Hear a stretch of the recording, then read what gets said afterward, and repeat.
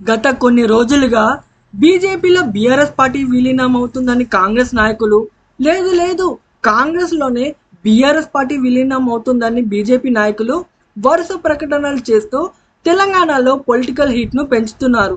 అయితే మొన్నటి దాకా బీఆర్ఎస్ పార్టీ బీజేపీలో విలీనం కాబోతుంది, బీఆర్ఎస్ బీజేపీ ఒకటి అని మేము ఎప్పటి నుంచో చెప్తున్నాం.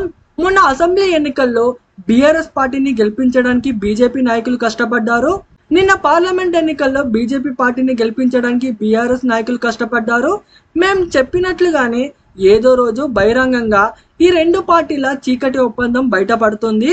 తెలంగాణలో కాంగ్రెస్ పార్టీని ఎదుర్కోలేని బీఆర్ఎస్ బీజేపీ పార్టీలు ఒకటవుతాయి. ఏదో రోజు బీఆర్ఎస్ పార్టీ బీజేపీలో విలీనం అవుతుంది అంటూ ఇలాంటి వార్తలను కాంగ్రెస్ నాయకులు వైరల్ చేస్తున్నారు.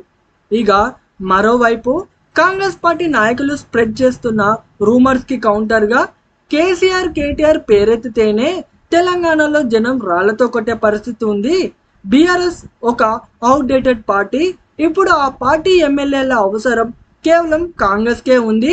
సో బీఆర్ఎస్ లాంటి కరప్టెడ్ పార్టీతో పొత్తు పెట్టుకోవాల్సిన కర్మ బీజేపీకి లేదని, అలాగే మా బీజేపీ పార్టీపై ఇలాంటి దుష్ప్రచారం చేయడం ఆపేసి ఇచ్చిన మాటకు కట్టుబడి తెలంగాణ రైతులకు రుణమాఫీ చేయడంపై కాంగ్రెస్ ప్రభుత్వం దృష్టి పెట్టాలని కేంద్ర మంత్రి బండి సంజయ్ కుమార్ కాంగ్రెస్ పార్టీ నాయకులను హెచ్చరించారు.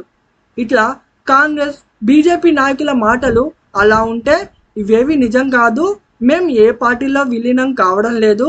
ఇకనైనా కాంగ్రెస్ బీజేపీ నాయకులు ఈ విధమైన చిల్లర ప్రచారాలు మానుకోవాలంటూ ఆ రెండు పార్టీలకు బీఆర్ఎస్ ముఖ్య నాయకులు వార్నింగ్ ఇస్తున్నారు.